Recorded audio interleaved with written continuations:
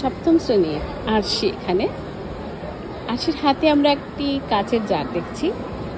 আচ্ছা, চলুন জেনে আসি তার কাছ থেকে এটা কি সে হাতে নিয়ে দাঁড়িয়ে আছে। আরশি, এটা কি?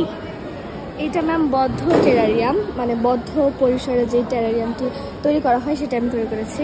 হ্যাঁ, তো আচ্ছা, এটা তুমি কেন করেছো বলো দেখি আগে। এটা ম্যাম খুদে বাগান টেরারিয়ামের অধ্যায়ে এটা ছিল করা, এবং এই বদ্ধ আমি টেরারিয়ামটি তৈরি করেছি উদ্ভিদের সজীব অসজীব এই দুটি উপাদান কিভাবে পরিচালিত হয় সেটি জানার জন্য।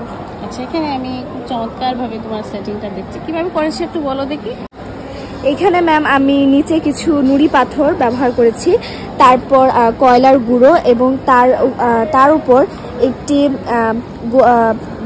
জাল ব্যবহার করেছি, মশারির জাল কিংবা যে কোনো ধরনের জাল সেটি ব্যবহার করেছি, যেন পানি স্প্রে করার পর সেটি মাটির ভিতর সরাসরি ঢুকে না যেতে পারে। এবং মাটির উপরে আমি বিভিন্ন ধরনের রঙিন পাথর দিয়ে সাজিয়ে দিয়েছি, এবং শ্যাওলা যেটি আছে সেই শ্যাওলা দিয়ে আমি এখানে দিয়ে দিয়েছি, এবং দুটি গাছ এখানে ব্যবহার করেছি।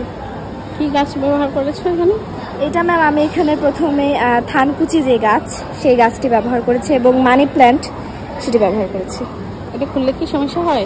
না ম্যাম, কিছু না। তাহলে দেখাও তো আমাদের খুলে। আমরা দেখি, এর ভিতরটা দেখতে খুব ইচ্ছে করছে। হ্যাঁ, নিশ্চয়ই আপনাদেরও করছে। এই যে দেখুন কিভাবে করেছে, এত সুন্দর একটা বিষয়। হাতের মুঠোই আমরা বাগান নিয়ে ঘুরতে পারছি, আমার কিন্তু অসাধারণ লাগছে। আমাদের সপ্তম শ্রেণীর বিজ্ঞান বিষয়ে একটি শিক্ষণ অভিজ্ঞতা খুদে বাগান টেরারিয়ামে আমি তাদেরকে দিয়েছিলাম টেরারিয়াম করে আনার জন্য। দ্বিতীয় প্রজেক্ট হিসেবে পেলাম। আজকে আরশিটা পেয়ে আমার হাতে একটু সময় ছিল, ভাবলাম ওর সাথে একটু কথা বলিয়ে নিয়ে। এই হচ্ছে আমাদের খুদে বাগান টেরারিয়ামে আমাদের একজন শিক্ষার্থীদের তৈরি টেরারিয়াম।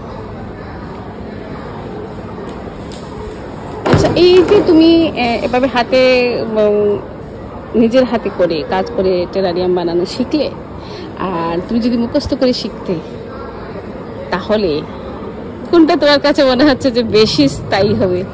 ম্যাম, হাতে কাজ করা বেশি স্থায়ী, কারণ আমরা যদি শিখি যে সেটা কিন্তু স্বল্প সময়ের জন্য আমাদের মানে শিখায় থাকে বা আমাদের ব্রেনে থাকে, তো এইটা করার মাধ্যমে আমাদের কিন্তু সারা জীবন এটা আমাদের মানে শিখা হয়ে থাকলো, এবং একটি আমরা যেটা করেছি এটার একটি মানে থাকলো যে এটা আমরা করেছি, এরকম।